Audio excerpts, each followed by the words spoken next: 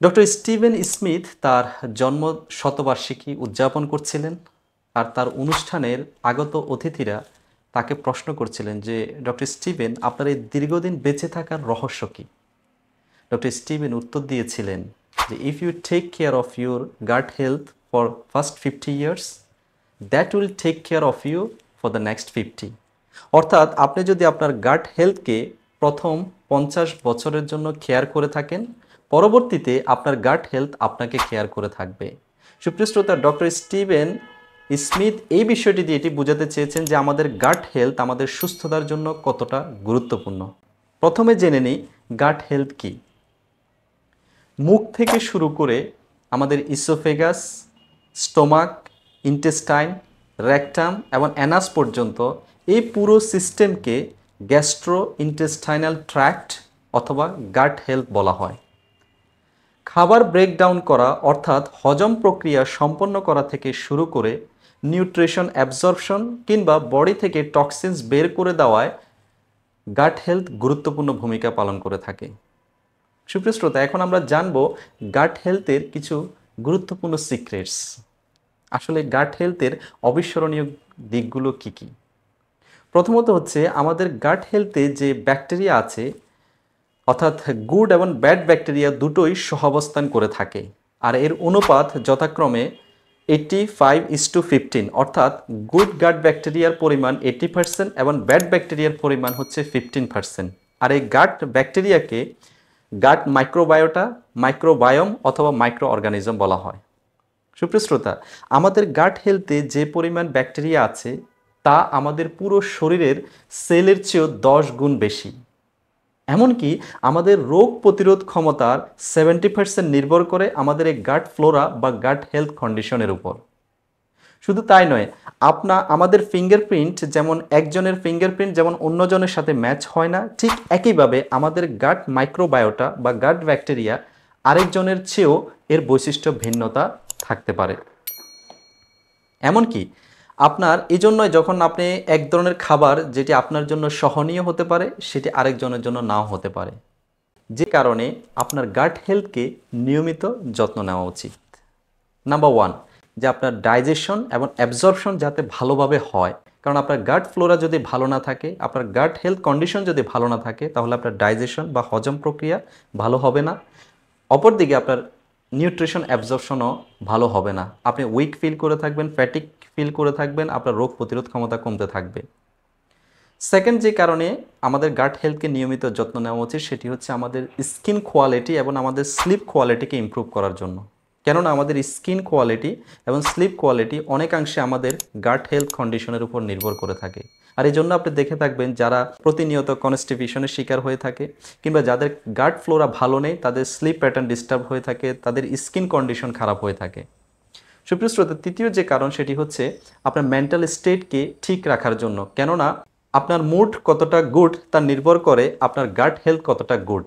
এটি কেননা আমাদের যে মুড স্ট্যাবিলাইজার নিউরোট্রান্সমিটার বা হরমোন আছে, যেটিকে আমরা সেরোটোনিন বলি, সেটি প্রায় 70% আমাদের গাট হেলথে প্রডিউস হয়ে থাকে। আর যখন আপনার এই যে সেরোটোনিন প্রোডাকশন কিংবা আদার হরমোনাল প্রোডাকশন যদি ইমব্যালেন্স হয়ে থাকে, তো আলটিমেটলি আপনার ওভারঅল ওয়েলবিং ইমব্যালেন্স হয়ে থাকবে। আর আপনার ওভারঅল ওয়েলবিংকে ঠিক রাখার জন্য, আপনার মেন্টাল স্টেটকে ঠিক রাখার জন্য, আপনার মুড সুইংকে প্রতিরোধ করার জন্য আপনার গাট হেলথের যত্ন নেওয়া উচিত। ফোর্থ যে কারণে আমাদের গাট হেলথকে নিয়মিত কেয়ার করা উচিত সেটি হচ্ছে যখন আপনার ওজন খুব বেশি বাড়তে থাকে কিংবা ওজন কমতে থাকে, এর মানে হচ্ছে আপনার গাট হেলথ কন্ডিশন ভালো নেই। সুতরাং আপনার ওজন মেনটেন করার জন্য আপনার গাট হেলথের নিয়মিত যত্ন নেওয়া উচিত। ফিফথ সেটি হচ্ছে আমাদের ইমিউনিটি এবং ওভারঅল ওয়েলবিংকে ঠিক রাখার জন্য আমাদের গাট হেলথকে অবশ্যই ঠিক রাখতে হবে। এখন আমরা জানবো যে 10টি কারণে আমাদের গাট হেলথ কন্ডিশন খারাপ হচ্ছে। সুপ্রিয় শ্রোতা, নাম্বার 1 রিজন হচ্ছে intake of excessive antibiotic or pain killer. আপনি যদি অতিমাত্রায় বিবেচনাহীনভাবে প্রতিনিয়ত অ্যান্টিবায়োটিক কিংবা পেইন কিলার খেয়ে থাকেন, এটি আপনার গাট হেলথ কন্ডিশনকে ইমব্যালেন্স করে থাকবে। সুপ্রিয় শ্রোতা, আমি বলছি না যে আপনি অ্যান্টিবায়োটিক খাবেন না কিংবা পেইন কিলার নেবেন না, আপনি অবশ্যই নেবেন ডক্টরের পরামর্শে, যখন এটি প্রয়োজন তখন অবশ্যই আপনাকে নিতে হবে। কিন্তু অনেক লোক দেখা যায় যে পেইন কিলার কিংবা অ্যান্টিবায়োটিকের প্রতি অভ্যস্ততা হয়ে গিয়েছে, তারা বিবেচনাহীনভাবে বা যখনই মন চাচ্ছে অ্যান্টিবায়োটিক কিংবা পেইন কিলার নিয়ে নিচ্ছেন।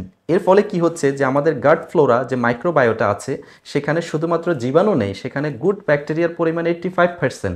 তখন সেটি শুধু আমাদের ব্যাড ব্যাকটেরিয়া কিংবা প্যাথোজেন্স বা জীবাণুকে কিল করছে না, এটি আমাদের গুড ব্যাকটেরিয়ার যে হারমোনিয়াস এনভায়রনমেন্ট সেটিকেও নষ্ট করছে।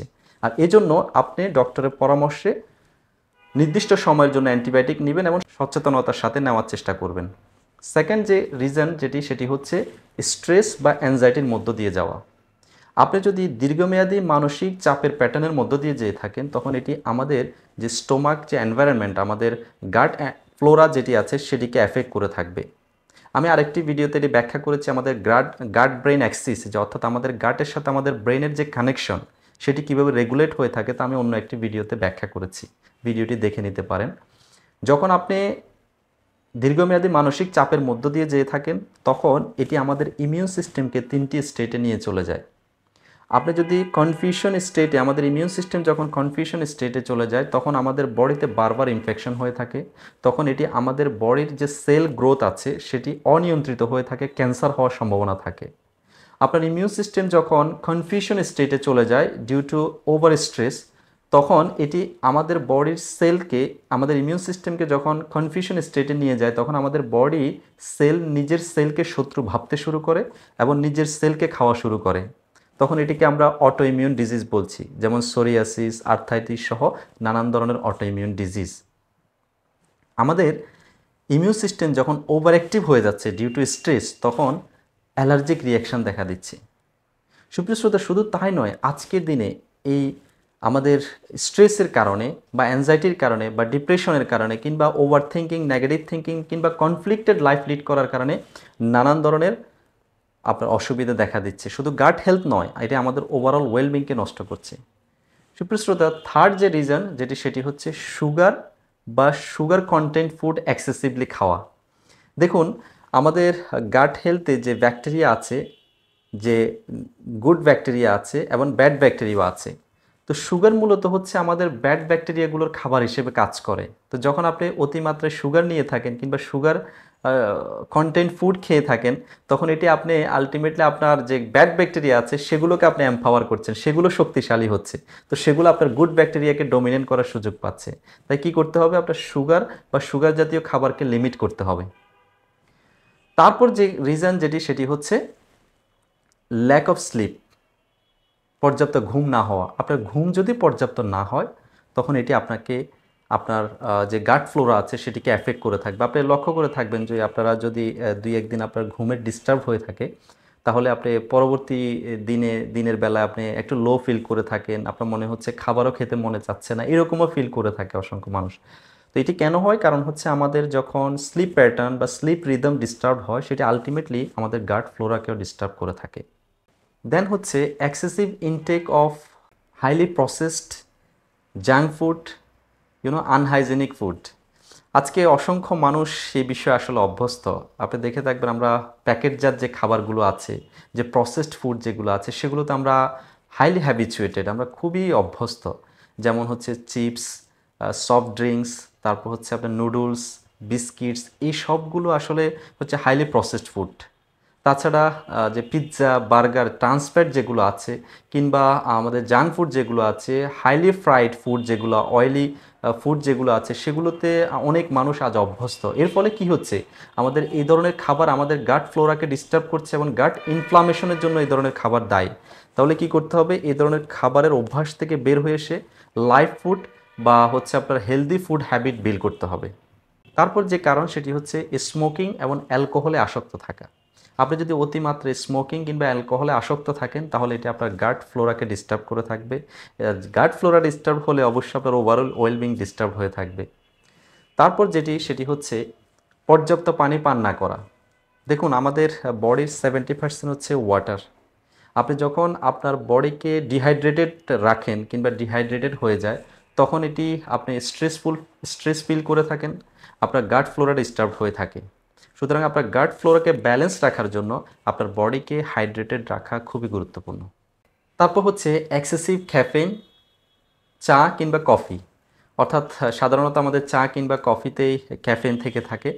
তো এই ক্ষেত্রে যারা চা কিংবা কফি খেতে অভ্যস্ত খুব বেশি, তাদের এই বিষয়ে সচেতন হওয়া উচিত। কিন্তু এখানে একটি বিষয় খুবই গুরুত্বপূর্ণ বলে নেওয়া, সেটি হচ্ছে ধরুন পার্সন এ এবং পার্সন বি।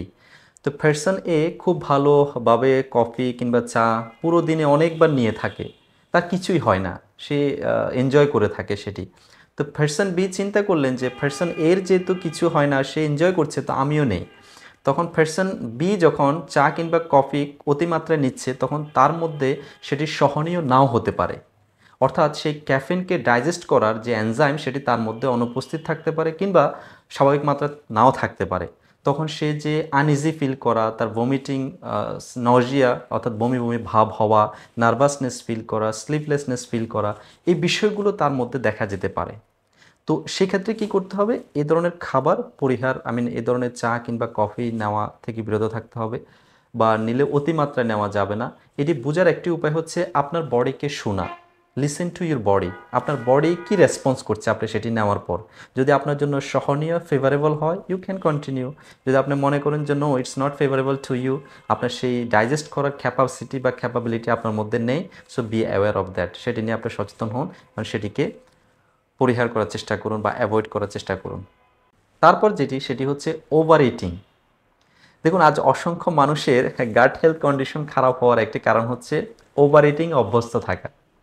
আমি এটিকে ওভার ইটিং মূলত আনকনসিয়াসলি হয়ে থাকে, অর্থাৎ আন্ডার অ্যাওয়ারনেস। এটিকে আমি মূলত বলে থাকি যে ওভার ইটিং প্রবলেম না, এটি আন্ডার অ্যাওয়ারনেস প্রবলেম। অর্থাৎ আপনি অ্যাওয়ারনেস, মাইন্ডফুলি খাবার না খাওয়ার কারণে কিন্তু ওভার ইটিং হয়ে থাকে। তো আপনি যখন মাইন্ডফুল খাবার খাবেন, মাইন্ডফুলি খাওয়ার চেষ্টা করবেন, তখন আপনি এই ধরনের অভ্যাস থেকে সহজে বের হয়ে আসতে পারবেন এবং আপনার গাট হেলথকে অনেকাংশে ইমপ্রুভ করতে পারবেন। কারণ আপনি যদি ওভার ইটিং করে থাকেন, এটা আপনার ডাইজেশন কন্ডিশনকেও ইম্পেয়ার করে থাকবে।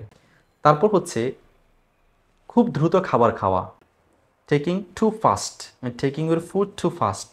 আপনি যদি খুব দ্রুত খাবার খেয়ে থাকেন, তাহলে এটিকে এভাবে বোঝার চেষ্টা করুন। ধরুন আপনার ক্যাপাসিটি নেই হাঁটার, কিন্তু তারপরও আপনি খুব জোরে হাঁটার চেষ্টা করছেন, তখন কি হবে? আপনি পড়ে যাওয়ার সম্ভাবনা আছে। কিংবা আপনার পায়ে আঘাত পেয়েছেন, আপনার ব্লিডিং হচ্ছে, ওই সময় আপনি খুব জোরে হাঁটার চেষ্টা করছেন, খুব দ্রুত হাঁটার চেষ্টা করছেন, তখন কি হবে? ব্লিডিংয়ের মাত্রা বেড়ে যাওয়ার সম্ভাবনা থাকবে, রাইট? ঠিক একইভাবে আমাদের যে ফিজিওলজিক্যাল যে ক্যাপাসিটি, আমরা যে স্বাভাবিক মাত্রায় খাবার খেলে আমাদের যে গাট ফ্লোরা কিংবা গাট হেলথ কন্ডিশন ভালো থাকবে, আমরা যখন খুব দ্রুত খাবার খেয়ে থাকবো, তখন এর কন্ডিশনের উপর প্রেশার পড়বে, তখন গাট ফ্লোরা ইমব্যালেন্স হয়ে থাকবে। তো সুতরাং খাবার মাইন্ডফুলি খাবার চেষ্টা করা, খাবারকে খুব ভালোভাবে চিবিয়ে খাওয়া। আমাদের খাবার মূলত ডাইজেস্ট হওয়া শুরু হয় মুখ থেকে, আর আপনি যখন খাবারকে খুব ভালোভাবে চিবিয়ে খাবেন, এটি আপনার গাট ফ্লোরাকে ভালো রাখবে, আপনার খাবার ভালোভাবে ডাইজেস্ট হয়ে থাকবে এবং সেই খাবার থেকে আপনি ভালোভাবে পুষ্টি অ্যাবজর্ব করতে পারবেন। সুপ্রিয় শ্রোতা, তারপর যে বিষয়টি হচ্ছে ব্যালেন্স ডায়েট। ডায়েটের ক্ষেত্রে আমাদের যে বিষয় আমরা অনেকে ইগনোর করে থাকি, যে আমরা কোন ধরনের খাবার খাবো। বেসিকলি এখানে খাবারের যেহেতু আমি বলেছি যে আমাদের গাট ব্যাকটেরিয়া যেটি আছে, আমাদের যে গুড গাট ফ্লোরা, যে মাইক্রোবায়োটা আছে, সেগুলো কিন্তু ব্যক্তিভেদে ভিন্ন ভিন্ন, এর বৈশিষ্ট্য বা মাত্রা ভিন্ন ভিন্ন হতে পারে। তো সেই ক্ষেত্রে খাবারের ভিন্নতা রাখাও উচিত। অর্থাৎ আপনি যদি প্রতিনিয়ত এক ধরনের খাবারে অভ্যস্ত হয়ে থাকেন, তাহলে অবশ্যই খাবারে ভিন্নতা রাখার চেষ্টা করবেন। সিজনাল যে খাবার যেগুলো, সেগুলো খাবার চেষ্টা করবেন। তো এই ক্ষেত্রে তিন ধরনের খাবার উল্লেখযোগ্য। এক হচ্ছে ফাইবার সমৃদ্ধ খাবার, অর্থাৎ আপনি প্রোটিন, ফ্যাট বা কার্বোহাইড্রেট জাতীয় খাবার যাই খাচ্ছেন না, সেটির সাথে আপনি ফাইবার সমৃদ্ধ খাবার রাখার চেষ্টা করবেন নিয়মিত। ভেজিটেবল হতে পারে কিংবা আপনার শাকসবজি হতে পারে, আপনার যেমন ওমেগা 3 ফ্যাটি অ্যাসিড সমৃদ্ধ ফাইবার যেগুলো, যে ওয়ালনাটস, তারপর হচ্ছে সিয়া সিডস, সিসেম, তো এইসব ধরনের আপনার ফাইবার সমৃদ্ধ খাবার আপনি রাখতে পারেন। সেকেন্ড যেটি আপনি করতে পারেন সেটি হচ্ছে প্রোবায়োটিক সমৃদ্ধ খাবার। প্রোবায়োটিক খাবার কোনগুলো? যে খাবারগুলোতে লাইভ ব্যাকটেরিয়া আছে, অর্থাৎ আমাদের গাট ফ্লোরায় যে গুড ব্যাকটেরিয়া থাকে, সেই ধরনের ব্যাকটেরিয়া যে ধরনের খাবারে থাকে সেগুলোকে প্রোবায়োটিক বলা হয়। সেই ধরনের খাবার কোনগুলো? যেমন টক দই, তারপর হচ্ছে বাটার মিল্ক, তারপর হচ্ছে ওয়াটার সোকড রাইস, যেটিকে আমরা পান্তা ভাত বলে থাকি। তো এই ধরনের খাবারে লাইভ ব্যাকটেরিয়া থাকে। আপনি এই ধরনের খাবার খাওয়ার মাধ্যমে মূলত আপনি আপনার গাট ফ্লোরাকে এমপাওয়ার করতে পারেন, কন্ডিশনকে ইমপ্রুভ করতে পারেন। থার্ড যে ধরনের খাবার আপনি রাখতে পারেন আপনার খাবারের তালিকায়, সেটি হচ্ছে প্রিবায়োটিক সমৃদ্ধ খাবার। অর্থাৎ যে ধরনের খাবারগুলো ডাইজেস্ট হয় না, কিংবা যেই ধরনের খাবারে লাইভ ব্যাকটেরিয়া নেই, কিন্তু সেই ধরনের খাবার আপনার গাট হেলথে যে গুড গাট ব্যাকটেরিয়া আছে সেগুলোর খাবার হিসেবে কাজ করে এই ধরনের খাবারগুলো। তাই আপনার খাবারের তালিকায় এই ধরনের খাবার রাখতে পারেন। সেগুলো কোনগুলো? যেমন অ্যাপেল, কলা, এখানে কাঁচা কলা, পাকা কলা, 2 ধরনের কলাই আপনি খেতে পারেন। তারপর হচ্ছে আপনার ওটস, তারপর হচ্ছে আপনার জাগরি। এই ধরনের খাবারগুলো মূলত আমাদের প্রিবায়োটিক সমৃদ্ধ খাবার। এগুলো আমাদের গাট ফ্লোরার খাবার হিসেবে কাজ করে থাকে। সুপ্রিয় শ্রোতা, last but not the least সেটি হচ্ছে এইজিং। বয়সের সাথে সাথেও অনেক সময় আমাদের যে গাট ফ্লোরার যে কন্ডিশন সেটি অনেকটাই ইমব্যালেন্স হয়ে থাকে, কিংবা এই গাট ফ্লোরার গুড ব্যাকটেরিয়ার মাত্রা কমতে থাকে। তো এক্ষেত্রে এটি ফিজিওলজিক্যালি বিবেচনা করতে হবে যে যদি আপনার বয়স বেড়ে থাকে, কিংবা বয়স যখন আমাদের বয়স্ক হয়ে থাকেন আপনি, তো তখন এর মাত্রা একটু কমতে থাকে, তখন এটিকে আপনাকে ম্যানেজ করার চেষ্টা করতে হবে। আপনার খাবার, আপনার অভ্যাসগত দিকে পরিবর্তন নিয়ে আসতে হবে, যাতে করে আপনি আপনার এই চেঞ্জেসের সাথে নিজেকে অ্যাডাপ্ট করে নিতে পারেন। সুপ্রিয় শ্রোতা, আমি শেয়ার করেছি আমাদের গাট হেলথ কি, আমাদের গাট হেলথ কন্ডিশনকে কেন ইমপ্রুভ করা প্রয়োজন, আমাদের গাট হেলথ কন্ডিশনকে নিয়মিত কেন কেয়ার করতে হবে, কোন কারণে আমাদের গাট হেলথ কন্ডিশন খারাপ হচ্ছে, আমি অলমোস্ট শেয়ার করার চেষ্টা করছি। আপনি জেনেছেন, কিন্তু দেখুন জানার মধ্যে সমাধান নয়, জেনেছেন আর জানার মাধ্যমে সেটি আপনার প্র্যাকটিক্যাল লাইফে ইমপ্লিমেন্ট করার মাধ্যমে সমাধান। সুতরাং আজ থেকে যা জেনেছেন তা যদি আপনি ইমপ্লিমেন্ট করতে থাকেন, তাহলে এই ভিডিওটি শোনা আপনার জন্য ফ্রুটফুল। আর যদি আপনি ইমপ্লিমেন্ট না করতে পারেন, শুধুমাত্র জেনেই কোনো লাভ নেই। যারা এখনও ইউটিউব চ্যানেল সাবস্ক্রাইব করেননি, তারা সাবস্ক্রাইব করে বেল আইকন ক্লিক করে পাশে থাকুন। যারা ভিডিওটি দেখেছেন এবং অনেকগুলো ইনফরমেশন পেয়েছেন, তারা ভিডিওটি বেশি বেশি শেয়ার করে অন্যকেও দেখার সুযোগ করে দিন। দেখা হবে পরবর্তী ভিডিওতে। আল্লাহ হাফেজ।